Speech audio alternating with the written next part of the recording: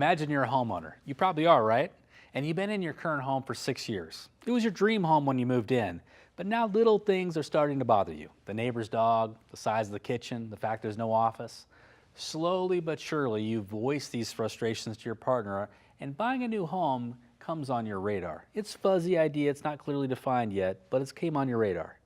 No timelines have been set, your home hasn't gone on the market yet, it's just something you someday want to do. What's your first step? For most sellers, it will be to begin looking at open houses and going online. This is the landing zone, the first stop on the road to buying a new home.